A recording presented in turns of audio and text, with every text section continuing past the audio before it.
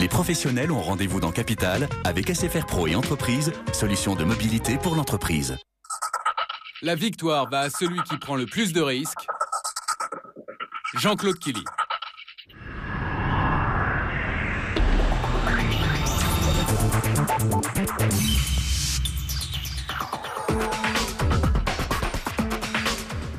Bonsoir, ils ont du culot, ils ont du courage, ils sont même un peu casse-cou. Ils sont prêts à aller travailler loin de leur famille, dans des pays où il fait moins 40 degrés, ou encore aller tenter leur chance dans des zones où ils risquent leur peau. Pour ceux qui prennent ces jobs à risque, il y a ce qu'on appelle le salaire de la peur. Ils sont beaucoup mieux payés que s'ils restaient au chaud dans leur bureau. Alors, à quoi ressemblent ces jobs? Le jeu en vaut-il vraiment la chandelle?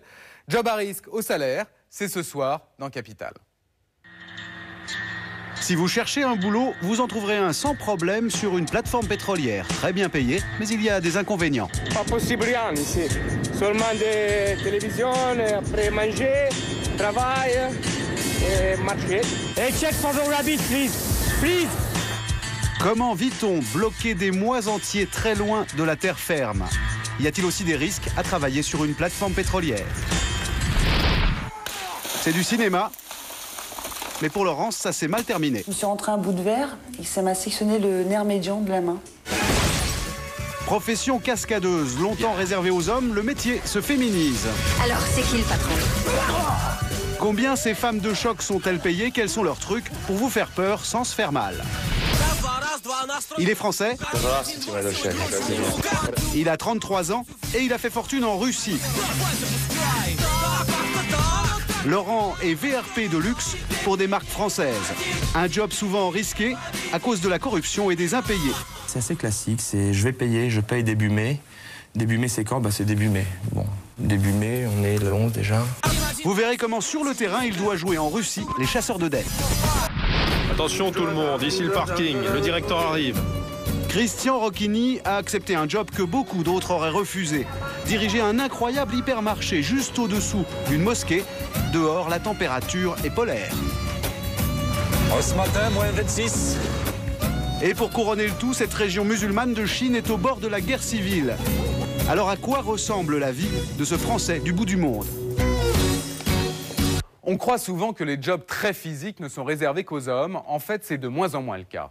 Il y a une profession, par exemple, qui s'est récemment ouverte aux femmes. C'est le métier de cascadeuse dans le cinéma. Alors, réaliser des cascades, c'est par nature un job à risque. Mais en contrepartie, les salaires peuvent être très élevés. Les stars de la profession peuvent gagner jusqu'à 100 000 $ par mois aux États-Unis. En France aussi, il commence à y avoir un vrai marché pour les cascadeuses. Combien peuvent-elles gagner ici? Qui sont-elles? Sont-elles assurées en cas d'accident? Eh bien, regardez, c'est un reportage de Virginie Hénaf, Delphine Le Goeff, Joël Hirschfeld et Gilles Debray. Action! Sur le tournage de cette série policière, l'héroïne Léa Parker est en mauvaise posture. Check!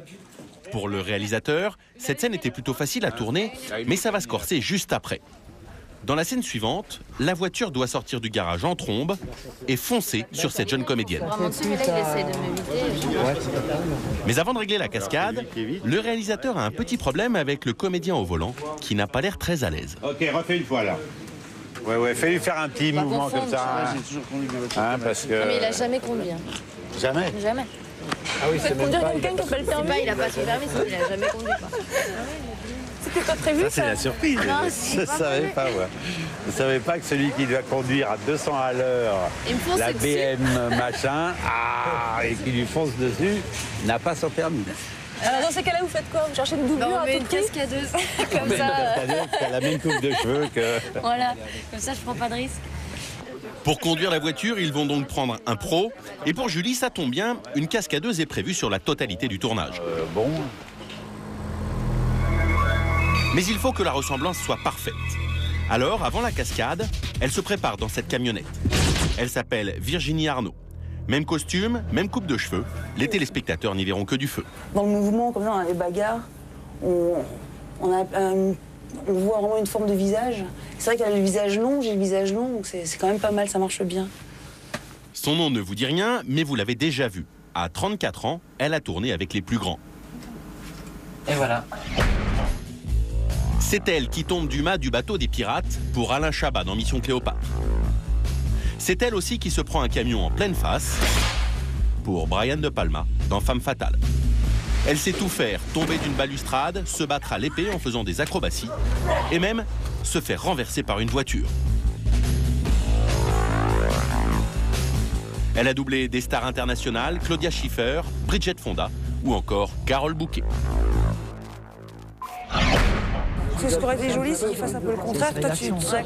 Aujourd'hui, Virginie doit donc se planter devant la voiture qui emmène Léa Parker pour tenter de l'arrêter. Ok, on arrête. J'ai doublure. Moteur. Action.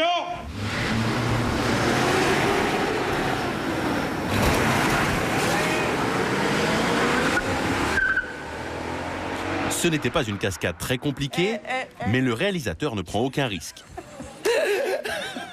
Si Julie, la comédienne, s'était blessée, le tournage pouvait s'arrêter et toute journée perdue peut coûter jusqu'à 200 000 €. Si Bruno préfère que la voiture passe à droite, on va le faire. Ça y est, c'est fini pour vous là? Pour moi, c'est terminé, oui. D'accord. Donc aujourd'hui, c'était simplement un petit évitement à faire. Ça arrive souvent, ça, que vous n'ayez pas grand-chose à faire finalement sur un tournage? Ouais, ça arrive souvent, ouais. En fait. Ça arrive moins souvent que... Une bonne affaire pour Virginie, car le risque, ça paye. 530 €, soit plus de la moitié du SMIC, en une seule journée. Des cascadeuses comme elle, il y en a de plus en plus. En 20 ans, leur nombre a été multiplié par 5. Et pour cause, de plus en plus de films d'action mettent en scène des héroïnes. Résultat, sur le marché de la cascade, elle taille des croupières aux hommes. Alors, qui sont ces filles qui osent prendre de tels risques? Bien là. Combien gagnent-elles? Alors, c'est qui le patron?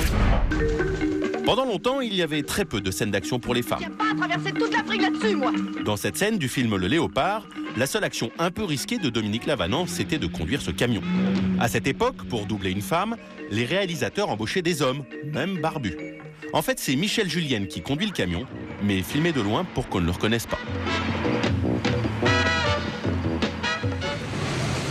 Aujourd'hui, la chance de Virginie, c'est que les metteurs en scène veulent pouvoir filmer les cascades en gros plan. Alors il faut des femmes pour doubler les femmes. La seule condition, s'entraîner comme un sportif de haut niveau. Action.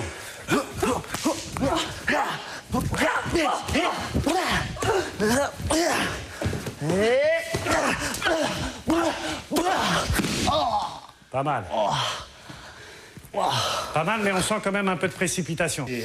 Comme la plupart des cascadeuses, Virginie est acrobate, formée à l'école du cirque.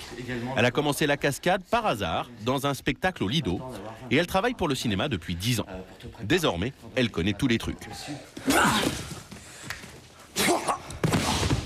Voilà. Je suis très forte. Alors, aussi, ce qui est important de dire, c'est que ce qui donne la violence, c'est la réaction, en fait.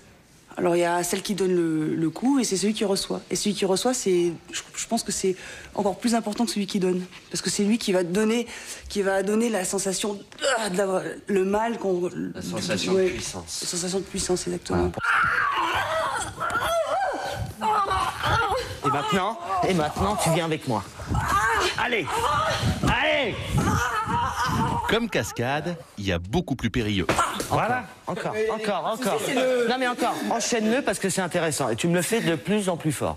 Par contre, tu te concentres bien sur le pied qui vient bien fouetter. C'est le film avec Will Smith, là, le robot. Voilà, encore. très bien. Il était de côté.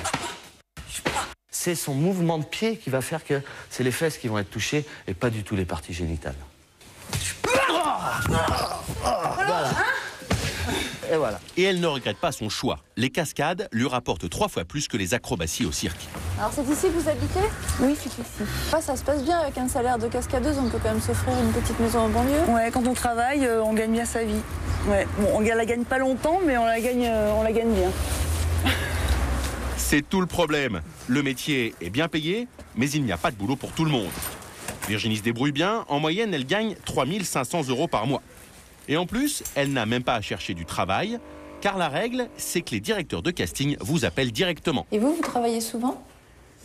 J'ai la chance de travailler 2-3 jours par mois là, en ce moment. Ça suffit, ça, pour... Pour pouvoir vivre. Ouais, ça suffit parce qu'on a en complémentarité, on a les acidiques ou le chômage, ça dépend. Donc ça suffit. Ouais. Hop. Virginie est intermittente du spectacle, ce qui lui permet de toucher des indemnités quand elle ne travaille pas. Ça représente un tiers de son salaire. Il faut garder la silhouette. Le plus clair de son temps, Virginie le passe donc à s'occuper de sa petite fille de 2 ans.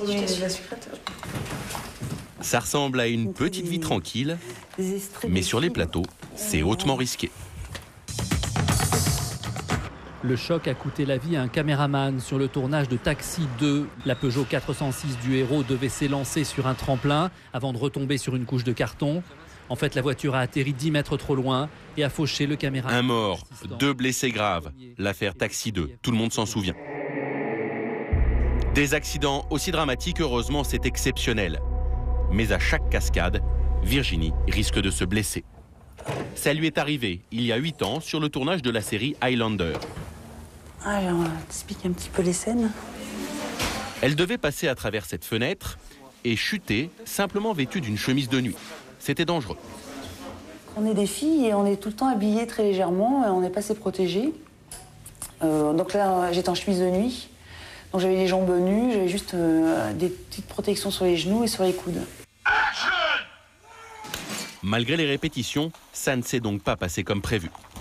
Je suis sortie de la vitre, j'ai atterri, j'ai glissé, parce qu'il y avait un petit peu de rosée. J'ai dû mettre les mains pour me freiner et j'ai dû mettre les mains dans le verre. Je me suis rentré un bout de verre et ça m'a sectionné le nerf médian de la main.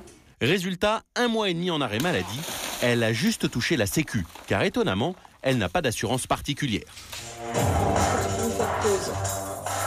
Je me suis un peu renseignée, c'est hors de prix l'assurance. C'est énorme, ouais. C'est très cher. Bah oui, parce qu'on a un métier à risque, donc du coup, ils montent les tarifs, c'est... Même quand on travaille bien comme vous, c'est trop cher. Ouais, c'est trop cher. C'est combien, vous savez? Je crois que c'est entre 30 et 40 000 francs par an. Et ça, c'est vraiment... ouais. En France, elles ne sont qu'une quinzaine à vivre de ce métier. Alors pour trouver plus de travail, mieux payé, il faut traverser l'Atlantique.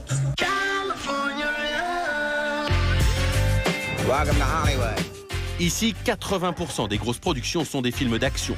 Forcément, les cascadeurs sont des stars. Ils ont même leur propre cérémonie des Oscars. Les meilleurs d'entre eux peuvent gagner 15 000 € pour une cascade, des salaires qui concernent aussi bien les hommes que les femmes. Voilà pourquoi les États-Unis attirent des cascadeuses françaises comme Karine Moffret. Pas encore vedette, mais elle gagne déjà 2 fois plus que Virginie. Alors là, on est chez Bob Yerkes. C'est un vieux monsieur qui faisait beaucoup de cirque, une légende de cirque et de cascade. Et il prête son jardin à tous les cascadeurs et les gens de cirque. L'avantage de s'entraîner aux États-Unis, c'est de pouvoir disposer d'un matériel spectaculaire. Hello. Salut. Ça va? On a la catapulte. Oh, génial. Thanks. Donc ça commence là. On se croirait dans les coulisses d'un cirque. Des trampolines, des trapèzes, des matelas. Comme Virginie, Karine est une ancienne acrobate. J'ai fait 17 ans de gymnastique artistique et après 4 ans de cirque au Cirque du Soleil. Donc je touchais un peu à plein de petites choses déjà. Donc maintenant j'apprends plutôt ce que je connais pas. Ici, on est loin de la salle de sport de la banlieue parisienne. Aujourd'hui, Karine dispose de la fameuse catapulte, un engin à manier avec précaution. C'est dangereux? Oui, c'est très dangereux parce que tu peux te casser le genou. Tu peux vraiment, si tu n'es pas très dur sur ta jambe, ça peut partir comme ça et là tu peux te mettre le genou en l'air. C'est dangereux, mais plus une cascade est difficile, plus Karine gagne de l'argent. Alors elle doit s'initier aux acrobaties les plus risquées. Aujourd'hui, elle a sous la main Andy, un champion de la chute libre. Le vent que tu te prends. Si elle réussit un saut de plus de 30 mètres, elle peut gagner jusqu'à 9 000 €. Un tarif qui mérite d'essayer de surmonter ses angoisses. On compte jusqu'à 3 et on y va. C'est pas un saut, hein. C'est juste un pas en avant. Elle n'est pas très à l'aise. Guys ready? All right, here we go. And 1, 2, 3, go. Cette jeune femme d'1,50 m n'a pas froid aux yeux. Ça te fait un petit parce que même juste de là, quand t'es en haut, ça a l'air vraiment plus haut, quoi. Arrivée ici il y a 4 ans, elle a déjà conquis le respect de ses pairs. Elle est au top. L'an dernier, Karine a empoché 90 000 €. Pourtant, quand elle a débarqué aux États-Unis, ce n'était pas gagné. Car pour trouver du boulot ici, il faut connaître les filières et payer des intermédiaires.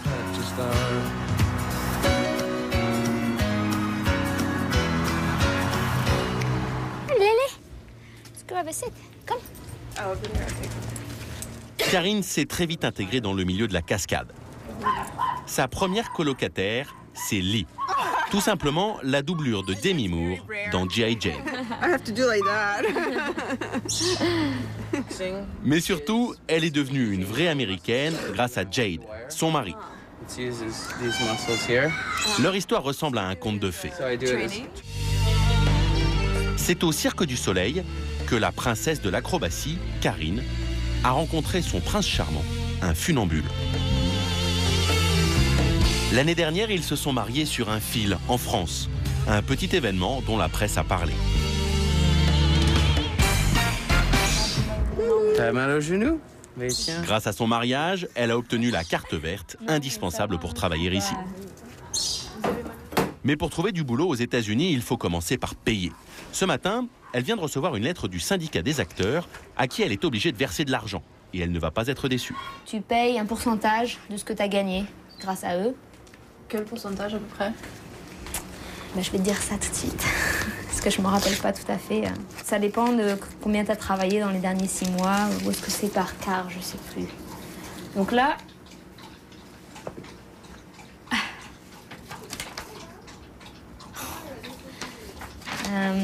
Donc là, je dois payer 4 824 $.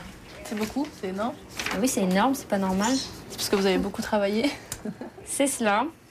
Elle reverse 4% de ses revenus au syndicat. C'est obligatoire pour travailler comme cascadeuse. C'est moins drôle parce qu'on s'y attendait pas vraiment. Ensuite, il lui faut encore débourser 200 $ par an pour figurer dans l'annuaire des cascadeurs et pour s'abonner à un site internet qui lui envoie la liste des tournages du monde entier. À partir de là, tu envoies ton CV et ta photo, ton CV, ta démo si tu en as un, ton DVD ou tout ça. Et donc, j'en envoie à peu près une vingtaine, 15-20 par toutes les 2 semaines. Et ce n'est pas tout. Comme tout le monde ici, elle a un agent qui lui prend 10% de son salaire. Et pour finir, un intermédiaire, Bill, qu'elle paye 700 $ par an. C'est cher, mais vous allez voir, ça vaut le coup. How are you?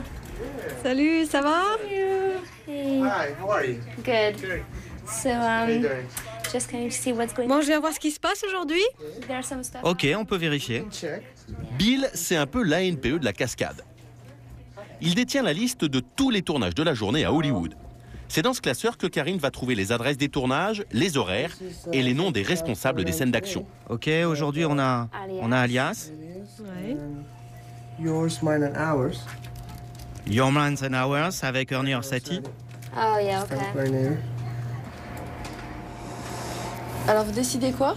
On va aller voir celui-là, là. Yours, mine and ours. On va voir si on peut rentrer et aller voir Monsieur Orsatti.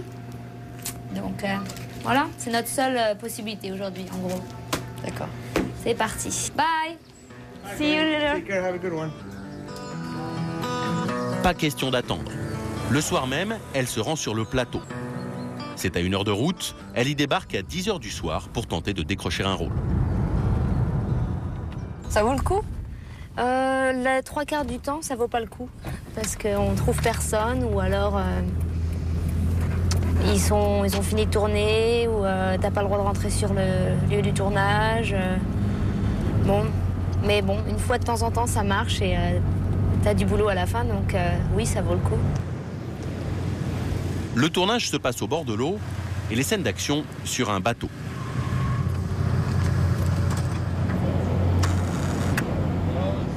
Elle aperçoit le fameux Ernie Orsatti, une grosse pointure de la cascade. I'm sorry. Excusez-moi. Bonjour, comment allez-vous? On s'était déjà rencontrés avant. Karine est très impressionnée. Je vous apporte mon CV. Il jette gentiment un œil sur son CV. Et tu sais aussi jouer la comédie?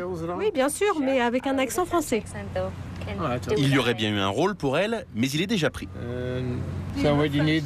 Bon ben, ce que tu dois faire, c'est continuer comme ça et revenir me voir. Cette fois, c'est elle la vedette. Elle double René Rousseau.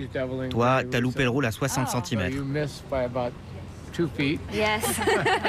Et c'est ce détail qui va tout changer. Mais au fait, on peut dire que tu as de la chance, toi. J'ai justement 18 enfants sur ce film à doubler. Je l'ai appris tout à l'heure. Ce sera une très grande scène. Vous plaisantez?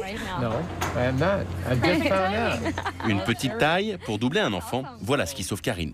Bon, je sais pas exactement ce que doivent faire les enfants, mais avec le nouveau règlement, on ne peut plus les mettre dans des câbles, tu sais, à cause des risques. Ah oui. C'est bon pour moi, ça. Ouais. C'est vrai que doubler des enfants, c'est 80% de mon travail. Merci beaucoup, au revoir. C'est promis, il la rappellera dans les jours à venir.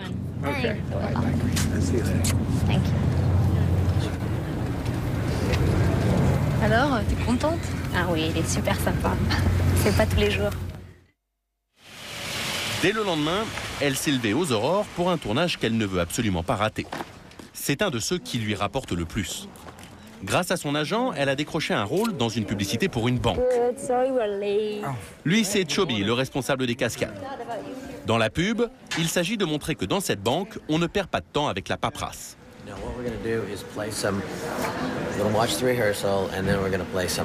avez gagné combien? Aujourd'hui, bon, à peu près 750 plus les entraînements, donc $1000, $1300 pour la totalité de la publicité. Alors, quelles acrobaties extraordinaires va-t-elle faire pour une telle somme? Et là, elle termine la scène. Elle a un rôle très important à faire aujourd'hui. C'est une cascade super dure aujourd'hui. Je mets ma vie en danger.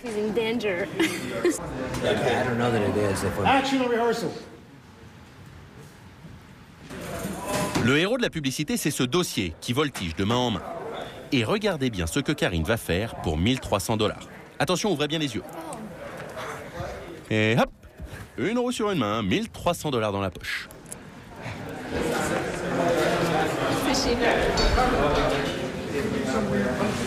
Pour ce prix-là, elle va même en faire 25 dans la journée, filmés sous tous les angles. Dans la pub, les budgets sont conséquents et Karine en profite bien. Son meilleur coup cette année, c'était une série de spots pour un soda. Dans celui-ci, Karine est à l'intérieur du petit bonhomme blanc.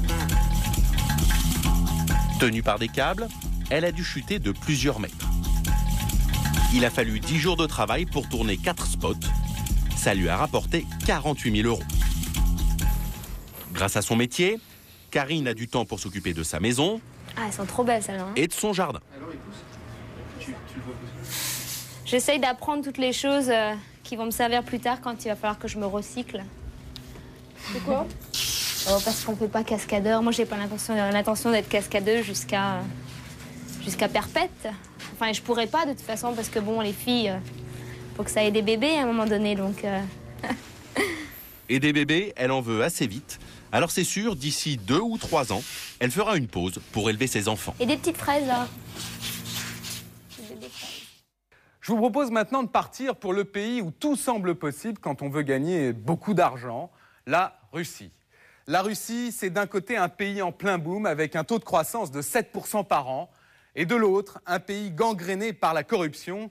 Il figure d'ailleurs dans la liste des 50 pays les plus corrompus de la planète. Et quand on dit corruption, eh bien ça veut dire par exemple qu'on est obligé de verser des pots de vin aux élus pour faire des affaires. Nous avons suivi le parcours d'un baroudeur du business, c'est un Français. Il sillonne depuis 13 ans la Russie de long en large. C'est un intermédiaire, il achète et il vend absolument de tout, que ce soit de la lingerie, du vin ou même du parquet. C'est aussi un chasseur de dettes. Alors chasseur de dettes, ça veut dire qu'il va récupérer pour le compte de ses clients français de l'argent auprès de mauvais payeurs russes. Alors doit-il parfois employer la méthode forte? Comment s'y prend-il pour décrocher des affaires? et se faire respecter. Regardez, c'est un reportage de Gilles Delbos, Mathieu Huyou, Dov Alouche et Olivier Lubcinski. «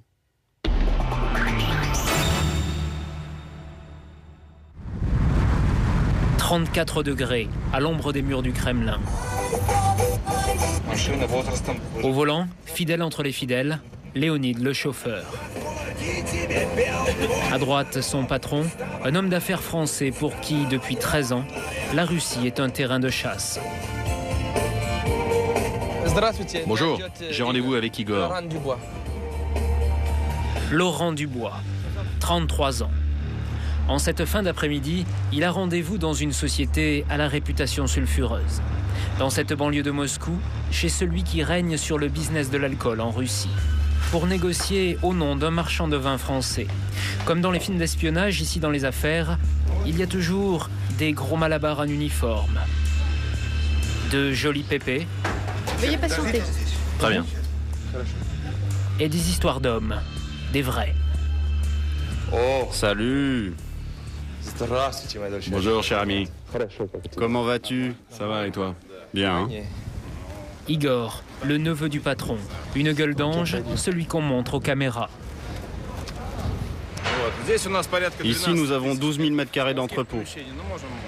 Mais Laurent Dubois n'est pas venu pour visiter l'un des plus grands stocks d'alcool de Russie. Il est ici pour négocier. Et au fin fond de cette zone industrielle, vous allez voir comment sont décorés des bureaux de direction. On est amené à rencontrer, vous comprenez, des personnes haut placées dans l'administration. Nos invités, on les reçoit ici, dans ces locaux décorés dans l'esprit de la chasse et de la guerre.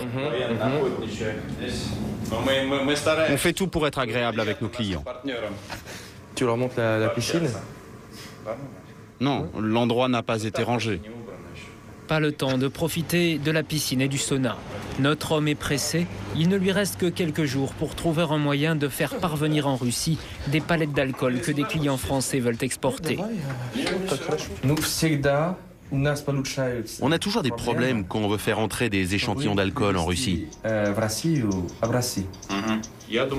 On devrait pouvoir vous indiquer quelqu'un avec qui traiter. Laurent Dubois est consultant. Il vend ses services aux Français qui veulent exporter dans l'immense empire russe, mais qui ne savent pas comment s'y prendre. À la fois VRP et chasseur de dettes, un aventurier du business, toujours entre deux langues, deux pays. Des affaires souvent compliquées, toujours très bien payées, parfois franchement risquées. L'histoire commence à 4500 km de Moscou, à Saint-Quentin, dans le nord de la France. C'est le destin d'un fils d'enseignante et de patron de PME qui, sans avoir fait les grandes écoles, est aujourd'hui à 33 ans, un puissant homme d'affaires international. Tu fais attention de ne pas t'enrhumer à l'école, si t'es malade, on ne peut pas y aller, tu le sais, hein. Et tous les matins, le premier défi qu'il doit relever est d'essayer de convaincre Sophie, sa fille de 3 ans, de bien vouloir finir son petit déjeuner. Ok, tu manges un tout petit peu et demain, comme ça, on va à la piscine. Allez. Et tu manges à mon chat, parce que dans 10 minutes, on se sauve là. Allez. Il a été marié 5 ans avec une Russe, mais il est en plein divorce et vient d'obtenir la garde de sa petite. T'es une petite ou une grande fille? Oh, déjà. Ça, c'est finalement, je veux bien aller à l'école, donc je cours à l'école. Ça va? Daruchku.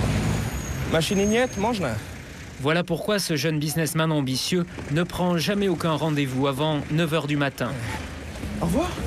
Et quand il est en France, rentre tous les soirs à la maison pour 19h30. Entre les deux, une course permanente.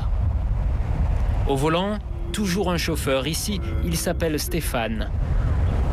Ah bah je pars en Russie en fin de semaine là. Demain je suis plus là. À l'arrière, téléphone, internet comme au bureau. En voiture, Laurent estime gagner 15 heures de travail par semaine. Économiquement, c'est tout à fait viable parce que le temps qu'on gagne permet de produire, de se reposer ou d'être plus efficace, mais surtout de produire du chiffre, d'avancer sur les dossiers. Et ça finance Stéphane. Sans parler du fait que quand c'est moi qui conduis, j'ai le pied au plancher, je consomme 30% de plus. Donc, Stéphane, c'est un bon équilibre. Ouais, ça va. À la périphérie de Saint-Quentin, Laurent a installé sa société dans une pépinière d'entreprise. C'est quoi? C'est une ancienne usine? C'est un ancien hôpital psychiatrique. Et il n'est pas le seul à y travailler comme un fou. Bonjour. Car Laurent dirige une entreprise Frex, comme France-Russie Export. Bon, t'as pu nous préparer un petit topo, là? Oui. Ouais. Il l'a créé quand il avait 20 ans. C'est une petite multinationale, 70 collaborateurs dans une dizaine de pays. Ils ont 700 clients. Il faut dire que Laurent a trouvé le créneau. Peu de sociétés proposent comme lui aux PME françaises de la prospection commerciale en Russie. Il en ressort combien qu'il faut voir dans dans le mois qui vient, quoi, les priorités, qu'est-ce qu'on fait là? Il croule sous les demandes. Cette semaine, sans avoir démarché quiconque, l'assistante de Laurent a déjà reçu une dizaine de propositions dans des secteurs très différents. Donc ils sont spécialisés dans la climatisation, la réfrigération. On leur trouve un gars, on leur trouve pourquoi pas un partenaire local. Une chaîne de restaurants qui... ils ont des restos un peu partout en France. Ah ouais, donc il ferait bien une petite mission découverte sur plusieurs pays pour voir à quoi ça ressemble. Ils travaillent dans le secteur aéronautique, la défense, l'aérospatiale, etc. Donc voilà. Cible, fabricant d'avions, missiles, navettes spatiales et satellites. Voilà. Waouh. Secteur très ouvert en Russie. Ils n'ont pas beaucoup de rivaux, alors combien leur rapporte ce travail d'intermédiaire? Ça roule. Allez, spasiba. Comme les Russes, Laurent cultive un certain goût de la discrétion. Pour ne pas donner d'informations à ses rares concurrents, il a choisi de ne pas publier ses comptes. C'est illégal, mais tant pis, il préfère payer 6 000 € d'amende chaque année. Je viens de recevoir un courrier du procureur de la République qui veut me mettre une amende parce que je ne dépose pas mes comptes. Ça va me coûter à titre perso 1 500 € par boîte. Je vais le payer et parce que j'ai un bon salaire, mais payer ça, c'est de la popoche. Ça fout les boules. Mais encore pendant, je pense, 2-3 ans, on va rester discret. En revanche, il est très transparent sur ses revenus et ils sont confortables. L'an dernier, salaire et dividendes lui ont rapporté au total l'équivalent de 18 000 € par mois. Mais pour cela, il doit cravacher. Car il a beau être l'actionnaire principal de son groupe, comme tous ses salariés, il a des objectifs à tenir, notamment dans un secteur qu'il gère en direct, la lingerie féminine. Bon, faut que je rappelle un client russe qui doit du blé, sa marchandise est prête. Et ça, c'est assez classique. C'est je paye début mai. Début mai, c'est quand? C'est début mai. Bon, début mai, on est le 11 déjà. En jeu, une grosse commande de maillots de bain qui doit partir, 150 000 €. En principe, il conseille aux Français de ne pas envoyer les marchandises avant d'avoir reçu l'argent des Russes, car les risques d'impayés sont immenses. Dites-moi, s'il vous plaît, vous avez du nouveau au sujet du paiement? Parce que nous, notre marchandise est prête à partir. Je sais, je suis au courant. Mais Laurent, donnez-moi encore un délai jusqu'à fin mai. Encore un délai. Mais cette fois-ci, ça devient gênant, car la saison des maillots est courte et déjà bien entamée. Laurent prend entre 10 et 15% sur les ventes. Pas de maillots en rayon, pas de pourcentage. Il va donc téléphoner au fabricant français et lui confirmer qu'elle doit prendre le risque d'envoyer quand même sa marchandise. C'est pas confortable et je sais pas si c'est la meilleure solution d'attendre avant. Parce que s'ils sont quelque part fiables, même s'ils payent avec du retard, est-ce qu'il vaut pas mieux expédier? Est-ce que tu penses que ça serait un risque énorme que d'expédier? Par rapport au risque financier, c'est pas à moi de prendre la décision. Mais sur la stratégie, tu as raison et c'est ce qu'il faudrait faire. Ok? Merci beaucoup. La marchandise partira donc en Russie. Hop là! À Laurent de surveiller que son client sera bel et bien payé. Il n'y a pas de règle, malheureusement. Et puis heureusement, parce que sinon, ça ne servirait pas à grand-chose, nous. Le reconnaissez-vous? En 90, à l'époque de la perestroïka, M6 avait filmé Laurent Dubois et ses camarades lycéens russophones lors de leur premier voyage en Russie soviétique. Déjà à l'époque, ils s'intéressaient à la situation économique. Ils aimeraient pouvoir vanter leur pays davantage et en être plus fiers. Je pense que ça leur fait de la peine d'avoir cette situation économique alors que les autres pays évoluent différemment. Et c'est le coup de foudre pour ce pays. Avec sa famille d'accueil, il découvre dans les magasins d'État que les Russes manquent de tout.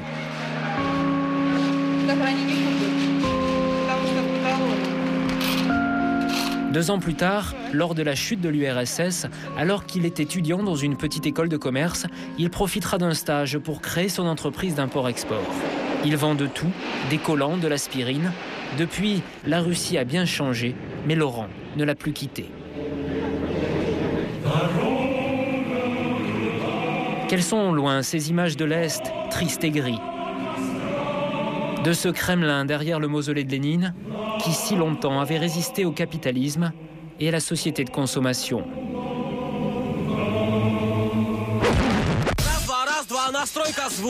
Aujourd'hui, c'est fini. Moscou est une énorme ville de 8 millions d'habitants, jeune et décomplexée. Ici, le pouvoir d'achat de la classe moyenne est équivalent à celui des Parisiens. Le pays s'est spectaculairement remis de la crise. Grosses voitures, boutiques chic, grandes marques. Moscou est aussi devenu la ville au monde où l'on compte le plus de milliardaires en dollars et peut-être le plus de mafieux. Depuis 6 ans, la croissance dépasse 7% par an. Les chantiers tournent 24 heures sur 24. Laurent est assis sur une mine d'or. Mais il le sait, la Russie n'est pas encore un modèle de démocratie. Il convient d'y être prudent et bien souvent, c'est derrière les gendarmes que se cachent les pires voleurs.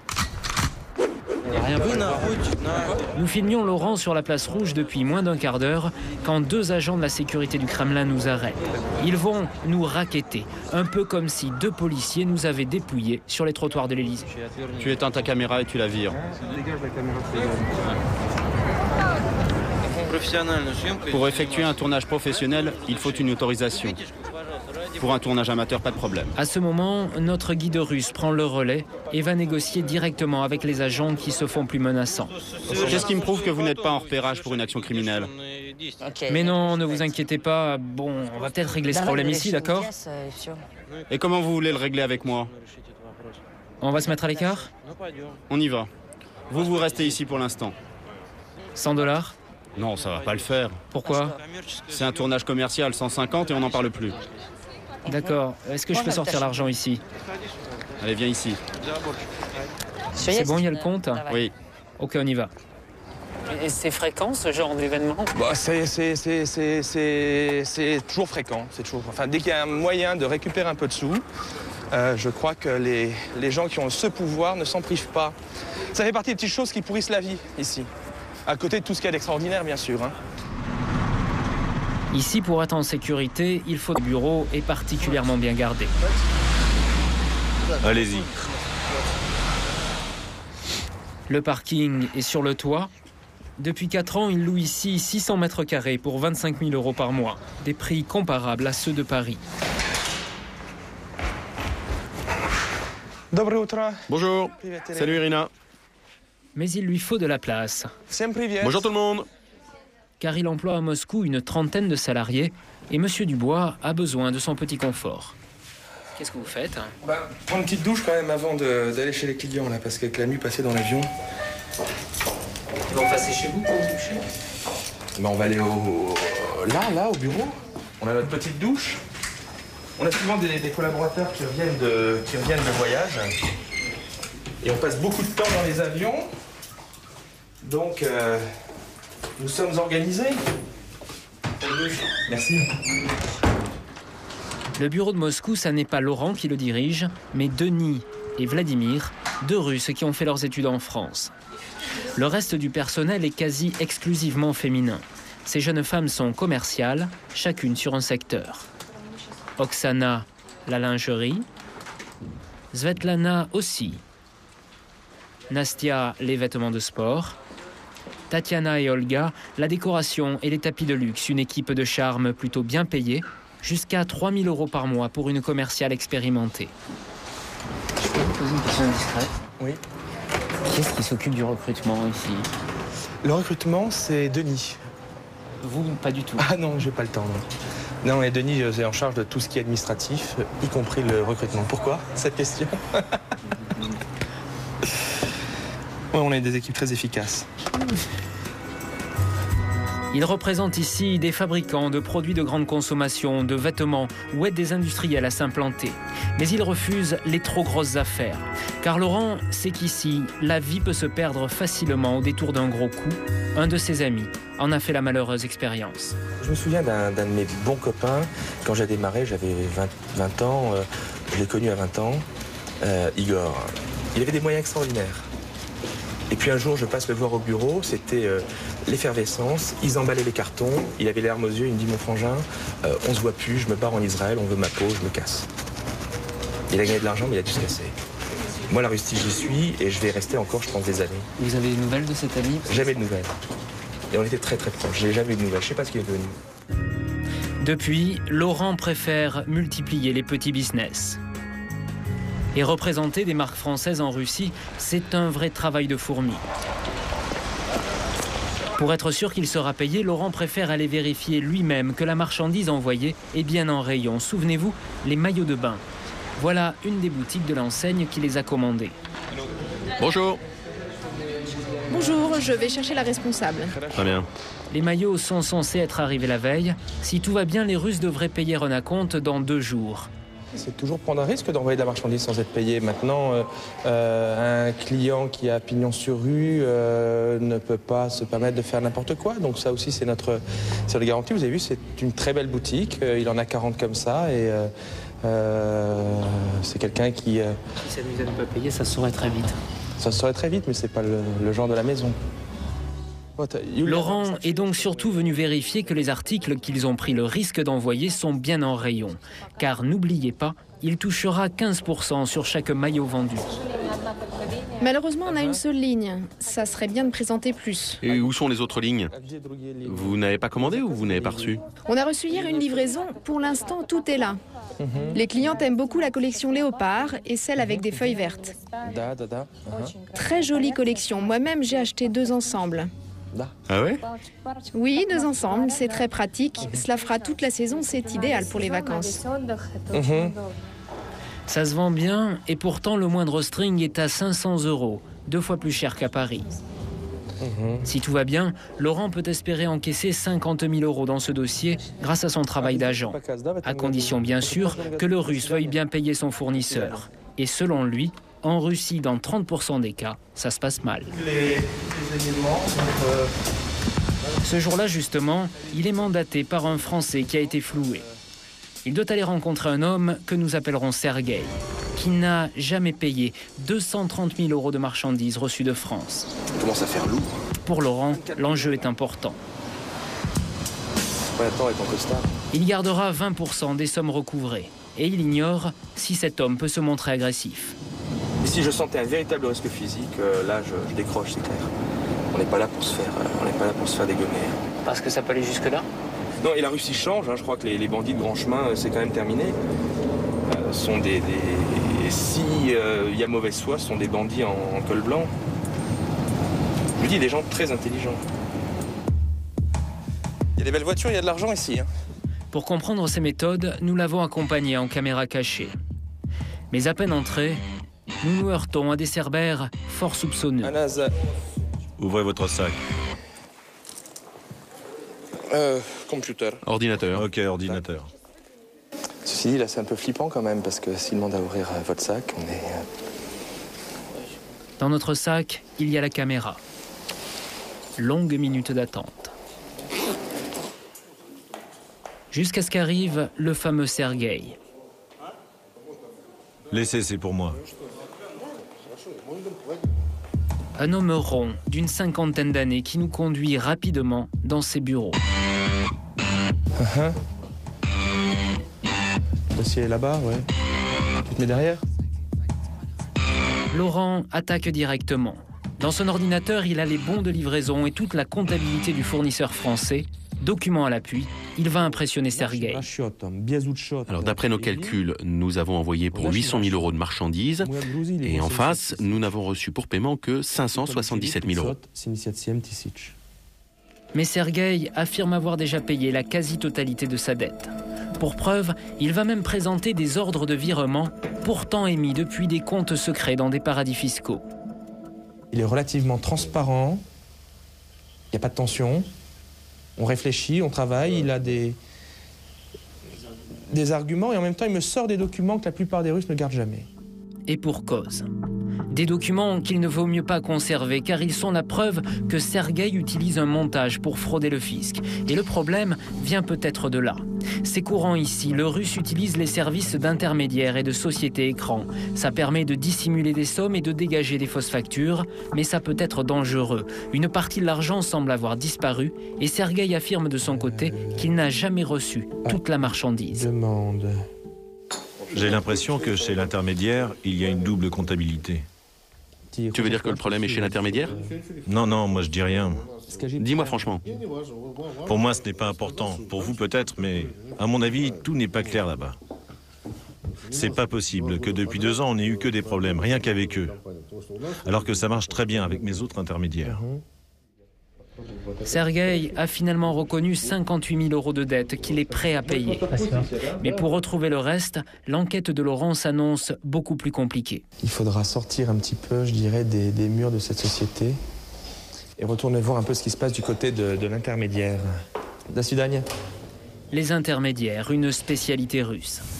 Des sociétés écrans qui disparaissent après chaque mauvais coup, Laurent ne dispose que de peu de temps.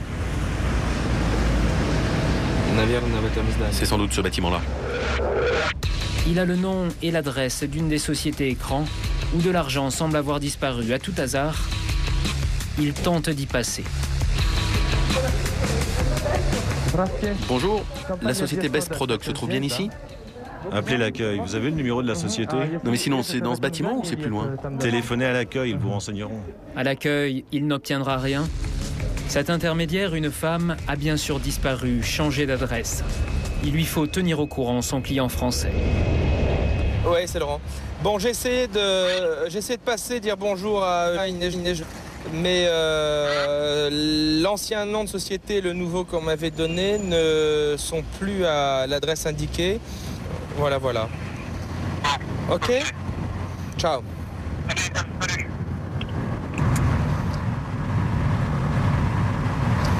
Qu'est-ce que vous pouvez faire dans une situation comme ça? D'essayer de trouver sous quel nom elle fait encore du business, parce que c'est clair qu'elle n'a pas arrêté son business. C'est la première option, et puis faire appel à un service de renseignement pour voir quelles sont éventuellement les sociétés qui sont à son nom ou dans laquelle elle sera actionnaire. L'enquête s'annonce encore longue. Laurent se donne jusqu'à la fin de l'année. Mais il a d'autres soucis en tête. Car pour faire tourner son affaire, qui emploie tout de même 70 personnes, il doit sans cesse trouver de nouveaux débouchés en Russie pour des produits français. Et c'est compliqué, car la plupart des magasins sont indépendants, pas de centrale d'achat, pas de chambre de commerce disposant d'informations fiables. Alors, pour trouver de nouveaux débouchés, Laurent parcourt régulièrement des dizaines de milliers de kilomètres à travers cet empire grand comme 31 fois la France.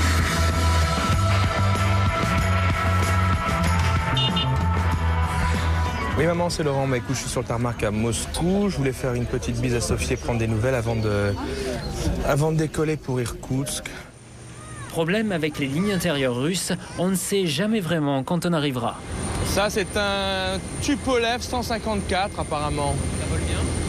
Bah, écoute, les avions russes de l'aéroflotte sont réputés pour travailler jusqu'au bout.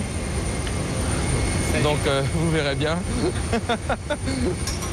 Oh punaise, il est pas tout jeune, hein. Ouh. Здравствуйте.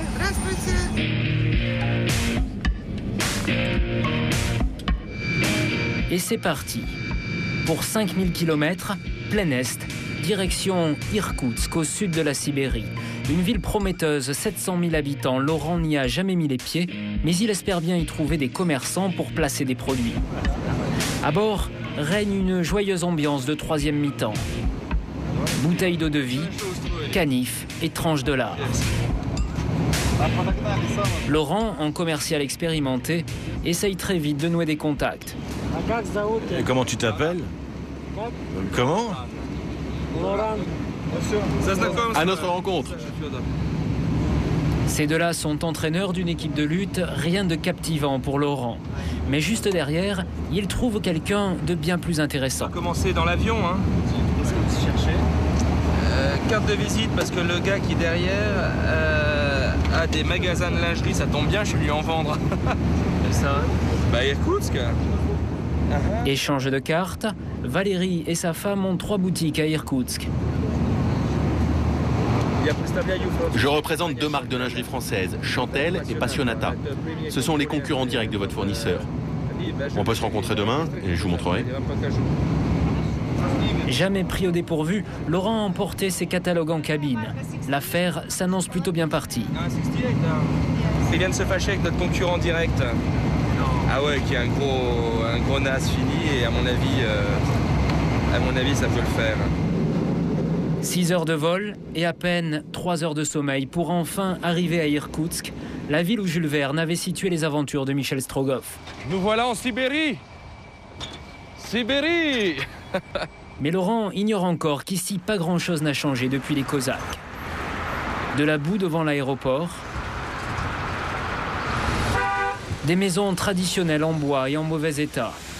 Et surtout, peu de bourgeons aux arbres en cette fin mai. Là, pour l'instant, c'est surprenant. Y a rien. C'est très pauvre. Mais bon, on n'est pas du tout dans le centre de la ville, donc... C'est pas encore le centre. Si, c'est ici le centre. Ça, c'est le centre. Putain, on est dans le centre-ville, là. Putain, c'est grave.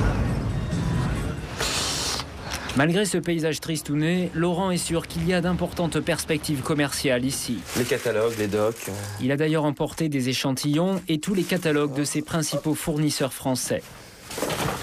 Allez, on met ça dans le sac et on part... L'objectif de la journée, c'est de ramener des contrats. Ah bah c'est de ramener du chiffre. Hein. Lors d'une dernière tournée, j'avais ramené 200 000 € de chiffre sur Almata. Alors c'est pas beaucoup, 200 000 € relativement, mais bon, quand on ouvre une nouvelle ville, c'est toujours bon. Un plan de la ville, et Laurent va quadriller toutes les rues pour s'arrêter devant chaque boutique qui lui paraît un peu chic. Première étape, un marchand de meubles. Bon, c'est bien ça. Superbe. Vous allez voir sa technique pour décrocher un entretien avec le patron et ne pas passer pour un simple VRP. Le voici qui arrive, grosse voiture, mais l'homme n'a pas l'air commode. Здравствуйте. Je m'appelle Laurent Dubois, je viens de France. Je suis président du centre de commerce franco-russe. Je suis à Irkoutsk pour la première fois afin de visiter des boutiques et de trouver des partenaires potentiels pour les fournisseurs français.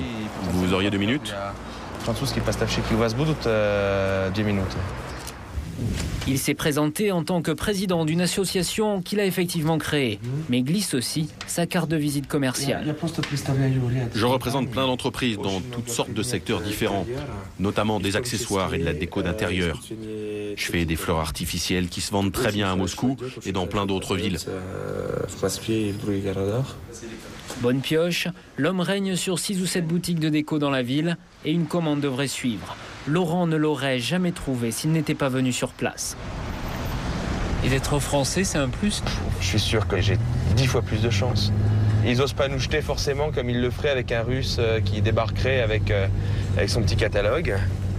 Et on a un capital sympathie plus important au départ, donc c'est plutôt pas mal. Encore faut-il qu'il y ait des clients capables d'acheter. Irkoutsk est une ville pauvre et le quadrillage des boutiques de la principale rue piétonne va rapidement désoler Laurent. Vertical, sport, tourisme et repos. Que des fringues made in China. Et c'est affligeant. Ça ressemble à une boutique, ça, hein? Alors, qu'est-ce qu'il y a sur les étiquettes? Tout est made in China. Oh purée. Bon, ça continue comme ça, on rentre à Moscou. Hein. Dans la matinée, il va passer des dizaines de boutiques de vêtements, toujours le même constat. Il n'y a que des produits chinois. Pourquoi c'est la proximité qui veut ça, certainement. Et puis. En quoi c'est un problème? En quoi c'est un problème? On a dû se tromper de rue où la clientèle n'est pas forcément présente. Il y a très peu de produits européens.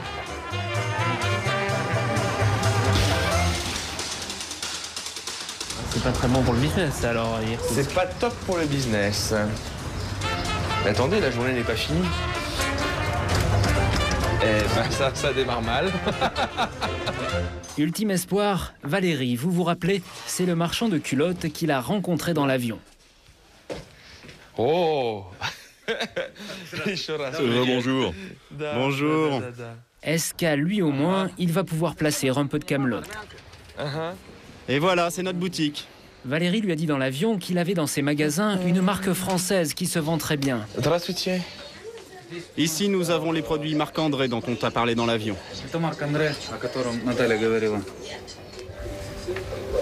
Ça, c'est amusant, c'est une marque avec un nom français, mais qui est fabriquée uniquement pour les pays de l'Est, fabriquée dans les pays baltes. Du bas de gamme, déception, donc impossible de placer ici sa lingerie française. D'ailleurs, le centre commercial n'en est pas vraiment un. C'est en fait une ancienne fabrique de cardans automobiles qui a reconverti ses locaux en loin des échoppes aux commerçants. Reste une boutique centre commercial Voyage, un nom français et visiblement un meilleur standing. Rapide coup d'œil, et Laurent repère quelques beaux articles de la concurrence. Ça, c'est une collection de cette année? Non, c'est celle de l'année d'avant.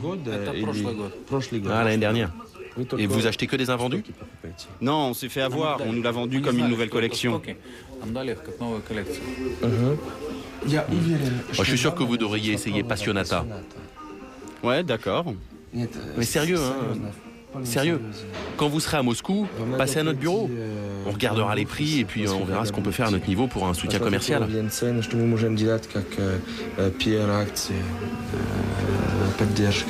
Ok, ciao, spasiba. Cette ultime visite sauve donc le bilan d'une journée décevante. Mais c'est grâce à cet ingrat travail de pèlerin qu'il a permis à 700 entreprises françaises d'exporter vers l'Est. Et ces incessants voyages ne sont pas terminés, car il vient d'ouvrir une nouvelle filiale. Mais cette fois-ci, elle est en Inde. Alors on parle beaucoup de chômage, de problèmes d'emploi en ce moment dans l'actualité. Eh bien il y a un secteur qui en ce moment recrute, un secteur qui d'ailleurs paye très bien, c'est celui de l'exploitation pétrolière. Prenez par exemple le cas de Francis, il a un BTS et gagne, écoutez bien, 6 000 € par mois net d'impôts et en plus, il ne travaille qu'un mois sur 2. A priori, on se dit que c'est une situation en or, mais ce qu'il faut dire aussi, c'est que son job est loin d'être une partie de plaisir. Il travaille à des milliers de kilomètres de chez lui, dans des conditions extrêmes, puisqu'il est employé sur une plateforme pétrolière au large de la Libye. Alors, à quoi ressemble la vie à bord de ces usines flottantes? Quels sont les dangers auxquels sont exposés les employés? Comment gèrent-ils leur vie de famille? C'est un reportage de Stéphane Martin, Marc Saint-Sauve et Isabelle Laporte.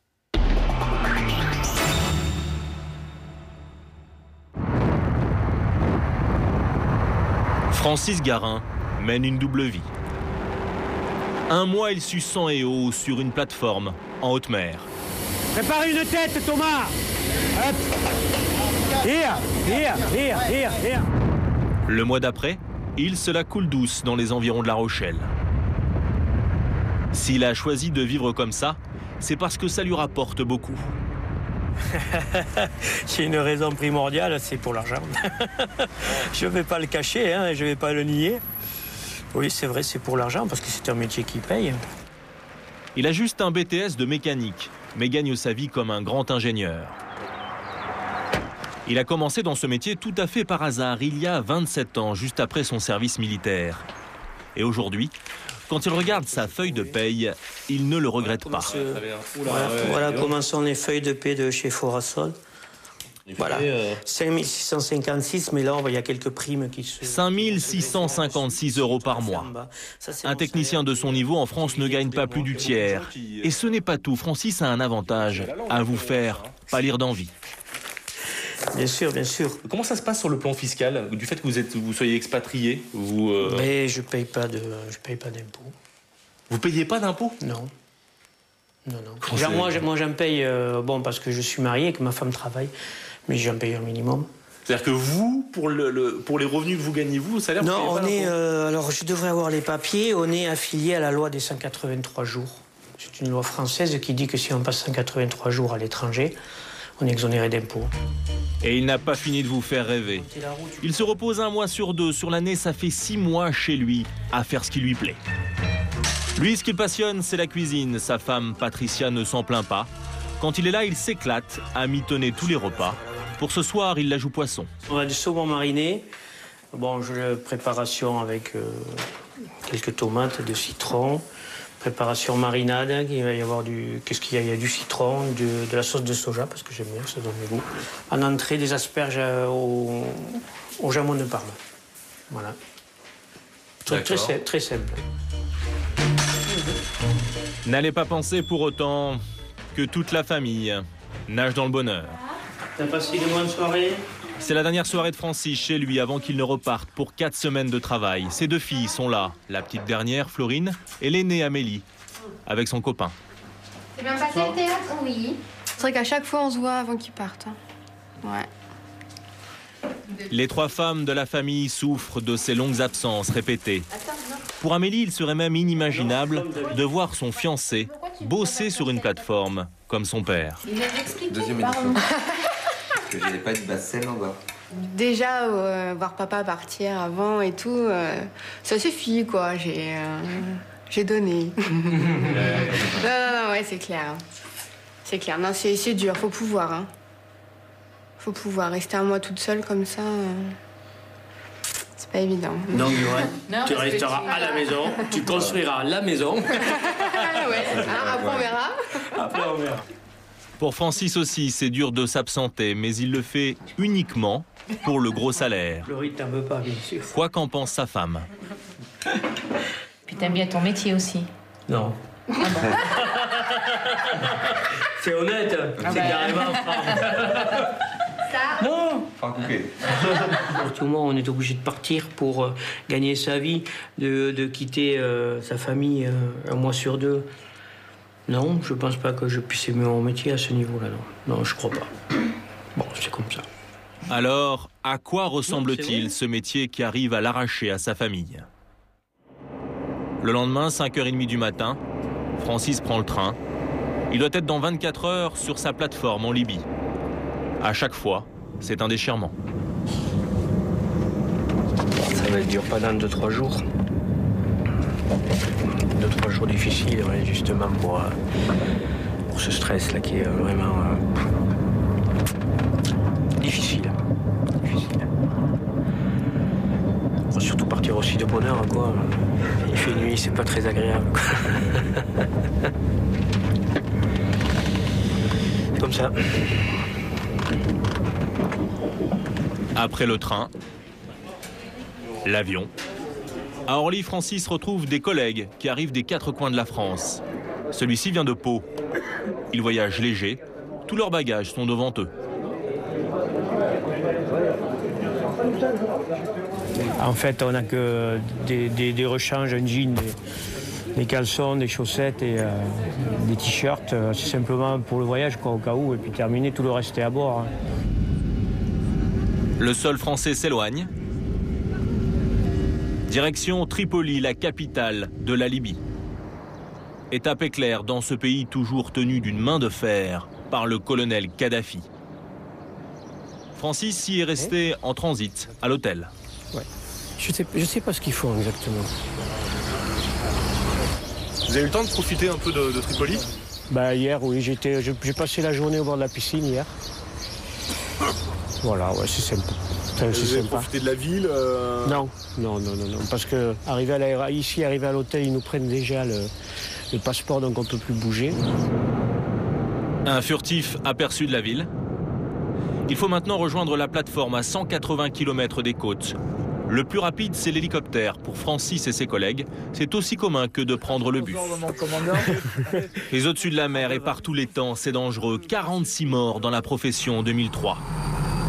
Du coup, les employés de plateformes pétrolières passent tous les 4 ans un test de survie plutôt viril.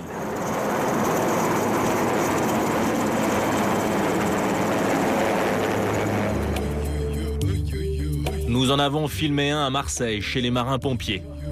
Ça simule un crash d'hélico en mer. Le cockpit s'enfonce dans l'eau et, emporté par le poids des pales, tourne sur lui-même comme une machine à laver. Coincé à l'intérieur sous l'eau, il faut se libérer et remonter à la surface. Vous êtes en sécurité. On est 2 plongeurs de chaque côté de l'hélico. Vous avez 2 personnes, 2 formateurs avec vous à l'intérieur de la cabine. Il y a ce qu'il faut en sécurité. Ça dure 20 secondes, mais ça paraît une éternité. Une fois noyé dans l'habitacle, la tête en bas, il faut pousser l'issue de secours, détacher sa ceinture et s'arracher de la carlingue. Ouf! Bien qu'un peu sonné, celui-là a réussi.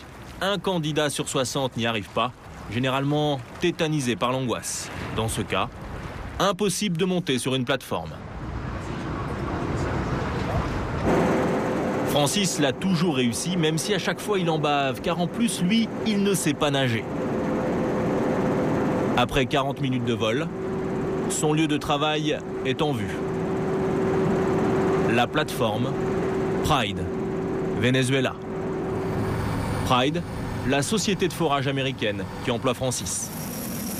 À peine les passagers débarqués, l'hélicoptère repart immédiatement avec les permissionnaires du jour. Pour eux, c'est la quille. Ils rentrent en France pour les vacances. Francis, lui, est maintenant coincé ici pour 4 semaines.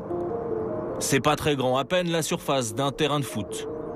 Et il aurait pu mieux tomber. C'est une vieille plateforme de 23 ans qui a bourlingué tout autour du monde. Car on peut la remorquer. Elle n'est pas fixée au fond de la mer. Ses pylônes reposent sur de gros flotteurs. D'un côté, il y a l'usine. Et dans un coin, ces bâtiments qui abritent les cabines. Et ce n'est pas un palace. Loin de là même. Des petites chambres de 8 mètres carrés avec une douche et 2 lits superposés. 94 personnes, uniquement des hommes, vivent à bord pour faire tourner la machine nuit et jour. Maltais, Libyens, Italiens, Britanniques, 9 nationalités cohabitent.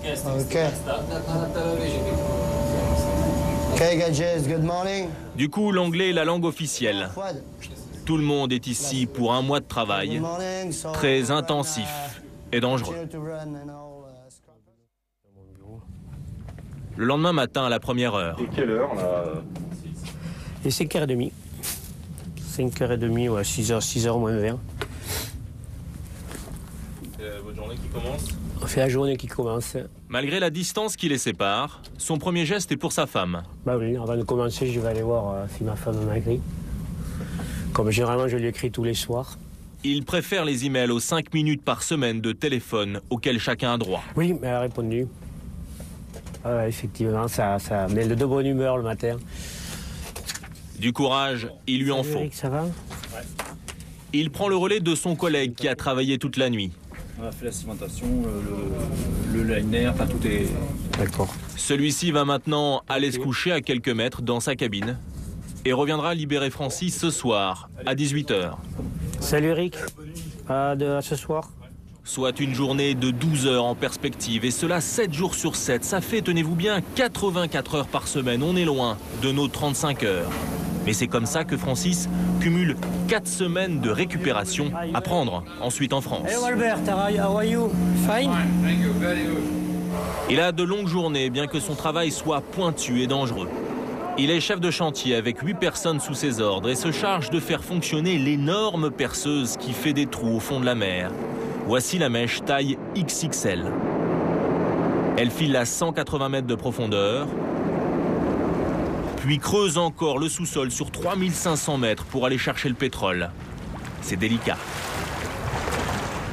Un outil de haute précision et une machinerie monstrueuse qui peut faire très mal. Au-dessus des têtes, c'est un balai permanent de lourd matériel. Le sol est une pataugeoire saturée de boue. Et à hauteur d'homme, de gros câbles d'acier filent de tous côtés. C'est d'ailleurs ça qui a provoqué le dernier accident grave dont Francis a été témoin. Le câble s'est mis en tension au moment où on passait le bras dessous. Et le poids de l'outil lui a carrément arraché toute la... On voyait l'os, quoi. Il était tout arraché comme ça. Là. Il a failli... Si le câble le prend là, il arrache le bras. Éviter ce genre de pépin est une obsession à bord. Francis sermonne ses hommes régulièrement. On l'en veut, hein. N'oublie tout, hein. Pas de foot, hein. Il y a même un intérêt financier à faire attention. Allez, ok, let's go. Hey, check for the rabbit, please. Please. Tout le monde touche une prime à la fin de l'année si les accidents ont été évités. Ça peut représenter un mois de salaire. Ne crie pas. Fais-lui mettre de l'autre côté, là-bas. Pourquoi tant de précautions? La plus dure. C'est une question d'image. Les compagnies pétrolières qui font vivre ces plateformes ne veulent pas voir leur nom terni par un drame. Un panneau affiche même aux yeux de tous le nombre de jours sans blessure, 790. Un peu plus de 2 ans. En cas d'accident, les blessés sont évacués par hélicoptère.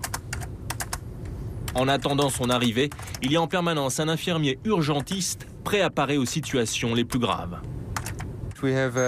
On a cet appareil, un défibrillateur en cas d'accident cardiaque, et puis du matériel d'assistance respiratoire.